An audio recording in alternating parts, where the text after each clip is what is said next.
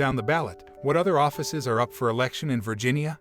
New Jersey. Despite the hype around the races for chief executive of their states, voters in New Jersey and Virginia are voting for more than just governors Tuesday. In Virginia, the offices of Attorney General and Lieutenant Governor are both up for grabs. For the Lieutenant Governor, Republican State Legislator Winsome Sears and Democrat State Legislator Hala Ayala are facing off to become the first female to hold that office in Virginia history. In the Attorney General race, incumbent Democrat Mark Herring is working to fend off Republican State Legislator Jason Mears. Mears, an ex-prosecutor, has played up the fact his family fled Cuba in 1965 and his life, which he says is an American success story. Herring, meanwhile, has attacked Mears as out of step with left-leaning Virginia on issues like gun control and abortion. If GOP gubernatorial candidate Glenn Younkin wins his race and has long enough coattails, he could potentially pull the underdog Republicans across the finish line. Virginia is also holding elections for local offices, the State House of Delegates. Democrat legislative majorities helped the state pass several major victories for liberals in recent years,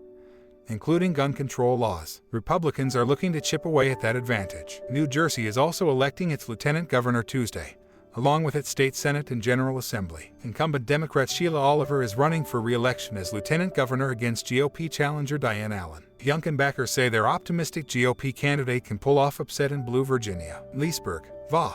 On the eve of the Virginia gubernatorial election, supporters of Republican candidate Glenn Younkin piled into the Loudoun Parents Matter rally at the Loudoun County Fairgrounds and told Fox News how they feel going into Election Day. Extremely confident, I am looking forward to tomorrow, and a Fairfax County mother told Fox News. Loudoun County resident Steve Jones told Fox News, last year in our neighborhood we probably had 50% signs for Trump, 50% signs for Biden. This year we see very few McAuliffe signs and the Younkin signs are everywhere.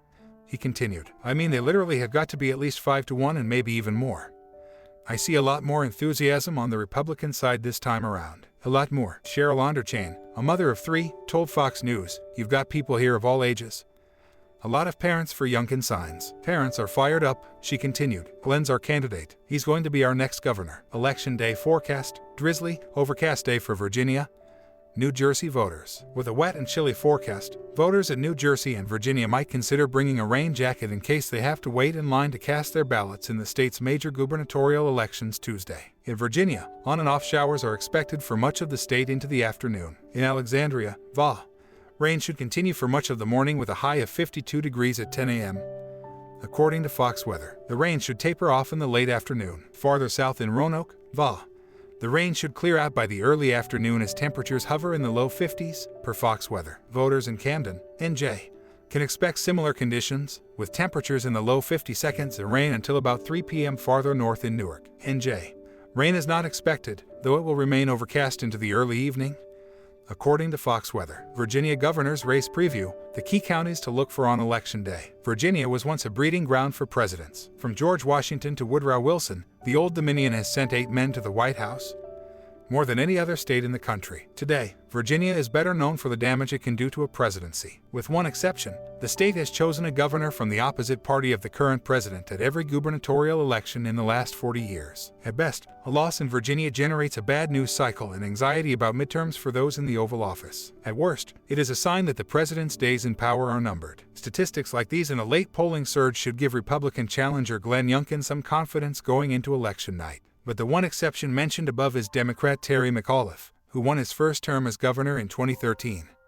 Following former President Obama's second victory in 2012, McAuliffe, now seeking his second term, entered the race as favorite in a state that has leaned blue during the Trump era and has enjoyed the consistent support of the Democratic machine. Even so, he leaves the trail lagging in the latest Fox News poll and therefore more uncertain than ever about his political future. The results in a handful of key counties will decide the fate of the two candidates. Stakes high for Biden presidency in Virginia gubernatorial election. President Biden and Democrats in general will be watching the Virginia election returns closely Tuesday to see if Republican Glenn Younkin can pull off a shock win over Democrat Terry McAuliffe. Amid tanking poll numbers for Biden and worries among Democrats that they won't be able to hang on to their narrow congressional majorities in 2022, a McAuliffe loss could send the party's political apparatus into panic mode. For some, the panic already has started. The Virginia gubernatorial election is way too close for comfort, but it hasn't yet sparked the kind of mass Democratic panic and flurry of organizing that we saw in the California recall election last month. The What a Day email newsletter by the progressive crooked media said last month, consider this a friendly invitation to commence your productive freakout.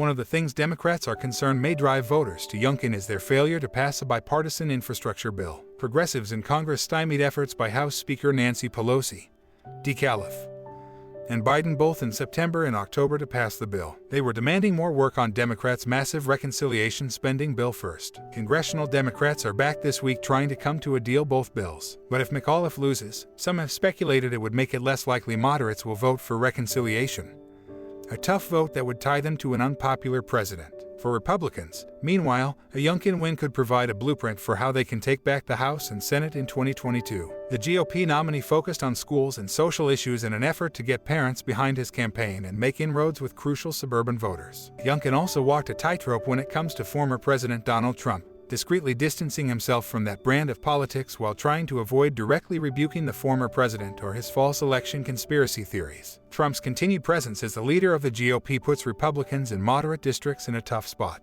But if that strategy can work for Younkin in Virginia, it could work in a lot of other places too. A defeat for Democrats in Virginia could also spur more retirements among Democrat congressional incumbents, cause vulnerable Democrats to potentially try to distance themselves from Biden and force the party to reassess whether it wants to focus so much on Trump going forward. Other key races to watch Tuesday: House special elections, Minneapolis and NYC mayoral races, Virginia's deadlocked gubernatorial battle between former Democratic Gov.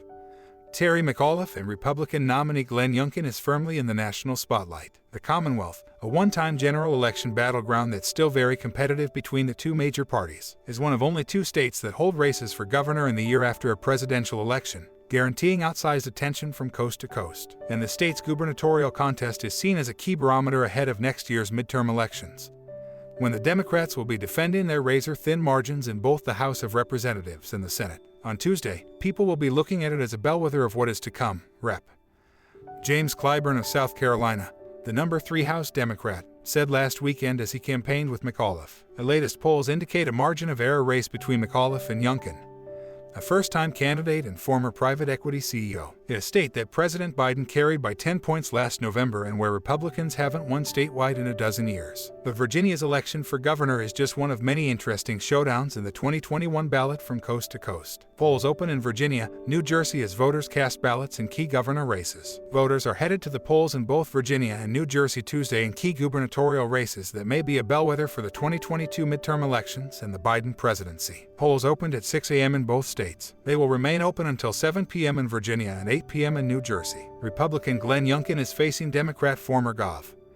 Terry McAuliffe in Virginia, and has significant momentum largely thanks to his campaign's focus on schools and support among K-12 parents. But it's been years since a Republican won statewide in the increasingly blue Commonwealth. Playing second fiddle Tuesday is the gubernatorial race in the even farther left New Jersey, where Republican nominee Jack Ciattarelli is aiming to unseat Democrat incumbent Phil Murphy. The race is expected to be much closer than President Biden's blowout against former President Donald Trump in 2020 thanks to a much more challenging political environment for Democrats. But it's not exactly considered a toss-up like the Virginia race. Trump rallies Virginia supporters to vote for Glenn Younkin. Former President Donald Trump spoke with supporters in Virginia via a tele-rally on Monday evening right before the critical Virginia governor race, encouraging his great, giant, beautiful base to vote for Republican candidate Glenn Younkin. This is your chance to break the grip on the radical left that they have on the Commonwealth, Trump said in the phone call. You can send a very strong message to Joe Biden, Nancy Pelosi, Chuck Schumer, AOC plus 3. You've got to send a message to this really corrupt media. Tomorrow, I'd like to ask everyone to get out and vote for Glenn Younkin. He's a fantastic guy, the former president added. Joe Biden won Virginia by 10 points last year, and McAuliffe has repeatedly attacked Younkin by tying him to Trump.